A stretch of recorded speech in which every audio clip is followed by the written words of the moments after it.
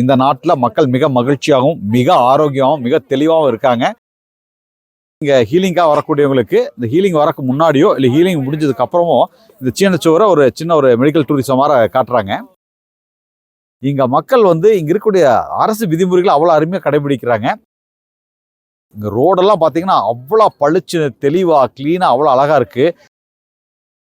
ஒரு மிகப்பெரிய ஆச்சரியம் என்னன்னு பார்த்தீங்கன்னா, சைனாவை பற்றி வெளியிலேருந்து நிறைய தவறான கருத்துக்கள் இருக்குன்னு எனக்கு தோணுது. சாதாரண கிராமத்தில் ஒரு டிபார்ட்மெண்ட் ஸ்டோர் போய் பார்த்தீங்கன்னா அவ்வளோ ஆச்சரியப்படுற அளவுக்கு அத்தனை ப்ராடக்ட்ஸ் வச்சுருக்காங்க. இங்கெல்லாம் எந்த ஸ்கூல் குழந்தைகளுக்கும் ஈஸியாக ட்ரக்ஸ் எல்லாம் கிடைக்க வாய்ப்பு இல்லை. அவங்களுடைய உணவு பழக்க வழக்கங்கள், அவங்களுக்கு கிடைக்கக்கூடிய உணவுகள் அவ்வளோ சுத்தமாக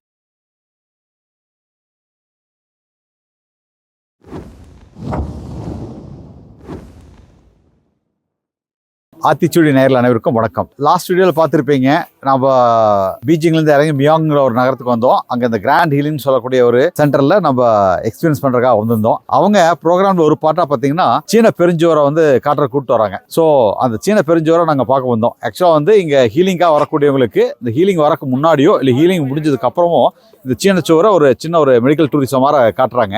இது எல்லாத்தையும் தாண்டி ஒரு மிகப்பெரிய ஆச்சரியம் என்னன்னு பார்த்தீங்கன்னா, சைனாவை பற்றி வெளியிலேருந்து நிறைய தவறான கருத்துக்கள் இருக்குன்னு எனக்கு தோணுது. இது ஒரு இரும்பு திரை பூட்டிய நகரம்னு சொல்றாங்க. பட் யதார்த்தத்தில் பார்த்தால் இங்க மக்கள் ரொம்ப சுதந்திரமா இருக்காங்க, மிக மகிழ்ச்சியா இருக்கிறாங்க.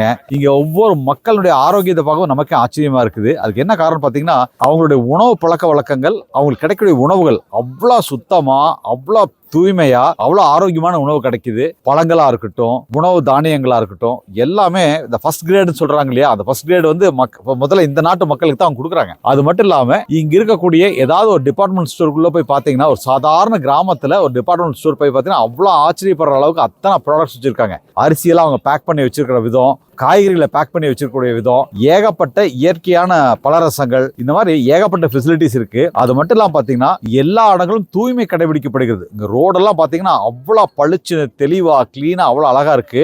அது மட்டும் இல்லாம இங்க மக்கள் இங்க இருக்கக்கூடிய அரசு விதிமுறைகளை அவ்வளோ அருமையாக கடைபிடிக்கிறாங்க. நாம இன்னொரு விஷயம் நினைக்கிறேங்க, நமக்கு இங்க இந்த மக்கள் ரொம்ப ஒரு இரும்பு பிடியில் இருக்கிறதா நினைக்கிறோம். அப்படிலாம் கிடையாதுங்க.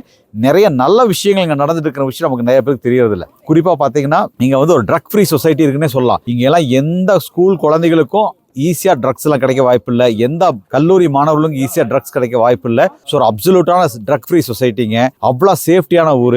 இங்கே நம்மளுடைய பொருளை எங்கே வேணால் வச்சுட்டு போகலாம், அந்த அளவுக்கு சேஃப்டியாக இருக்குது. அதாவது மக்கள் வாழக்கூடிய சிவிலியன் ஏரியாவில் அவ்வளோ சேஃப்டியாக இருக்குது. டூரிஸ்ட் ஸ்பாட்டை விட்டுருங்க, சிவிலியன் ஏரியாவில் அங்கே இருக்கக்கூடிய பொருட்கள் எல்லாம் அங்கங்கே அப்படியே வச்சுட்டு போகிறாங்க, அவ்வளோ பாதுகாப்பாக இருக்குங்க. ஸோ சீனாங்கிறது நாம் இந்தியாவிலேருந்து பார்க்கும்போது வேற ஒரு நெகட்டிவான இமேஜ் நாம் வச்சிருக்கோம். அப்படிலாம் கிடையவே கிடையாதுங்க. இந்த நாட்டில் மக்கள் மிக மகிழ்ச்சியாகவும் மிக ஆரோக்கியமாகவும் மிக தெளிவாகவும் இருக்காங்க. ஸோ உண்மையாலுமே இந்த நாட்டை ஒரு முறை பார்க்க வேண்டியது கட்டாயங்க.